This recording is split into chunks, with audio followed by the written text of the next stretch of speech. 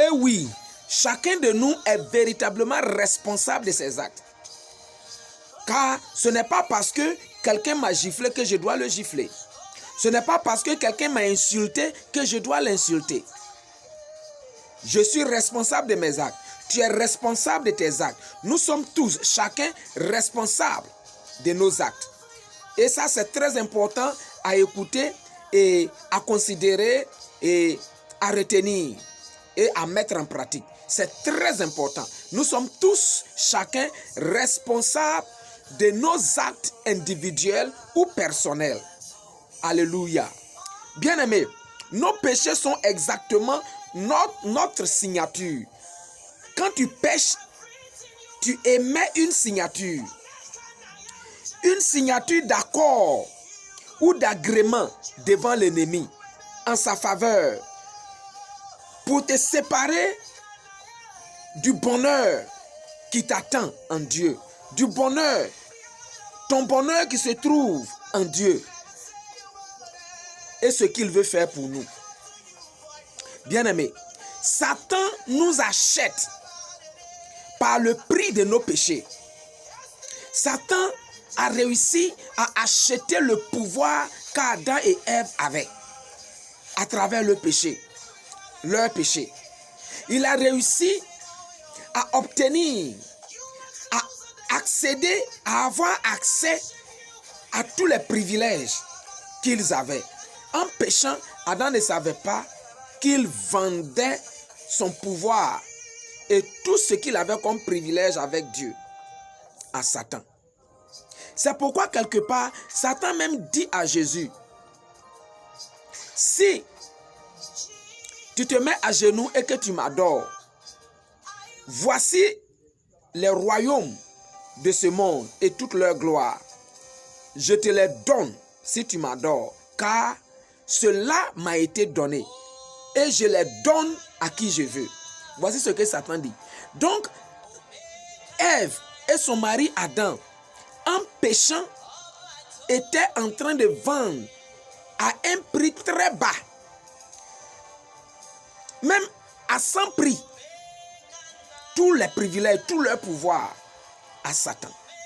Heureusement, Jésus-Christ nous rachète au prix de son sang, en nous donnant tous les privilèges que notre père Adam avait perdus par le péché. Et tu refuses de croire en ce Jésus. Par cette vidéo, je te demande pardon. Réfléchis plusieurs fois. Réfléchis 2 fois. Réfléchis et appelle Dieu dans ta vie. Dieu te donnera sa vérité. Jésus-Christ de Nazareth. Ne suis pas la religion. Ne suis pas la religiosité. Ne suis pas les églises sans vie. Quand nous prêchons, nous ne prêchons pas de dénomination ni de religion. Nous prêchons Jésus. Car il a dit dans sa parole qu'il est le seul chemin, la seule vérité, la seule vie. Il a dit également que personne ne pourrait aller au Père sans passer par lui. Réfléchis et donne ta vie à Jésus-Christ de Nazareth.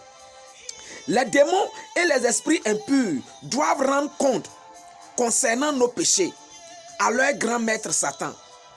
Ils sont toujours autour de nous, en train de nous pousser à pécher, mais pas de nous forcer. Ils ne nous forcent pas. Ils sont là pour nous convaincre à rentrer dans le péché. Et quand nous péchons, ils vont rendre compte à leur grand maître, qui est Satan.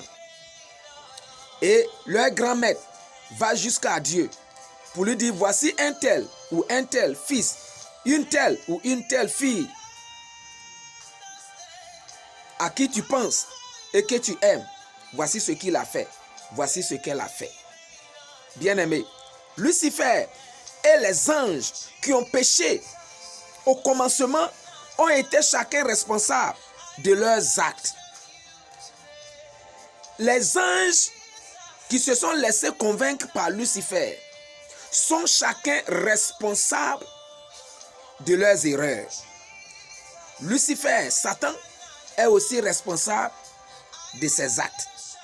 Personne ne peut être responsable de ton péché. Ce n'est pas parce que ton mari t'a insulté que tu vas l'insulter. Ce n'est pas parce que ta femme t'a insulté que tu vas l'insulter ou tu vas la frapper. tu vas l'abattre. Faisons très attention, car nous sommes tous responsables individuellement de nos péchés personnels ou individuels, car chaque péché est individuel. Il n'y a pas de péché en commun. Chaque péché est individuel. Nous sommes tous donc des humains créés par Dieu de la même manière, mais jamais pour la même mission. Nous n'avons pas la même mission. Même les anges n'ont pas la même mission. Ainsi, chacun de nous est singulièrement venu sur terre pour une mission singulière qui lui a été assignée par le Dieu singulier. Par le Dieu singulier qui accomplit des tâches et des œuvres singulières.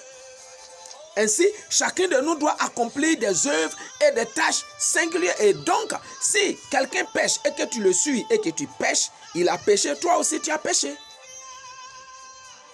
Ce Dieu nous a fait à son image avec une mission singulière et propre à chacun de nous. Aujourd'hui, tu m'écoutes. J'ai ma manière de prêcher. Si je meurs, il n'y aura plus personne pour me remplacer. D'autres personnes viendront.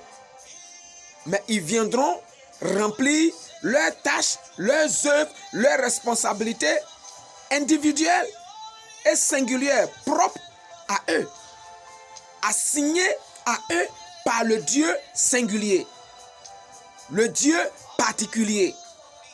Donc ton péché est particulier. Ton péché est particulier. Cesse donc à partir d'aujourd'hui d'attribuer ton péché aux autres.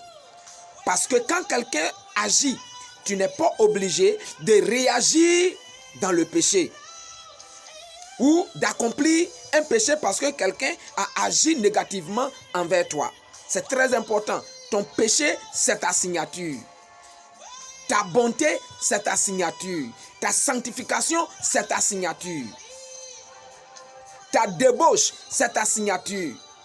Ce n'est pas la faute des papas qui ne s'est pas occupé de toi. Ce n'est pas la faute des parents qui n'ont pas eu d'argent pour s'occuper de toi. Même si tes parents n'ont pas pu s'occuper de toi, tu n'es pas obligé de poursuivre les garçons, mari des gens. Tu n'es pas obligé, bien-aimé frère, d'aller voler. Dieu te connaît. Et il sait que les parents n'ont pas pu s'occuper de toi. Et lui seul peut s'occuper de toi. En son temps et dans sa volonté parfaite. C'est parce que tu n'as pas foi en lui que tu veux voler. Tu veux voler ou tu veux pratiquer le vol, le banditisme et tout ce qu'il y a de mauvais dans la vie des êtres humains aujourd'hui pour te défendre. Tu n'es pas obligé de commettre le péché pour te défendre. Viens à Jésus et il est prêt à te sauver. Bien-aimé, ainsi donc, nous avons compris que chacun de nous a ses actes, ses œuvres qui lui sont particulières et dont il est responsable. Nous sommes chacun responsables de nos actes.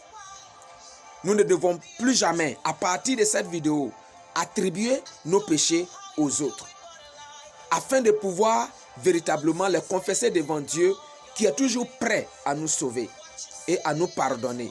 Bien-aimé, tu fumes la drogue, tu prends la drogue, tu fumes la cigarette, tu es alcoolique, tu es ivrogne, tu es voleur, tu es bandit.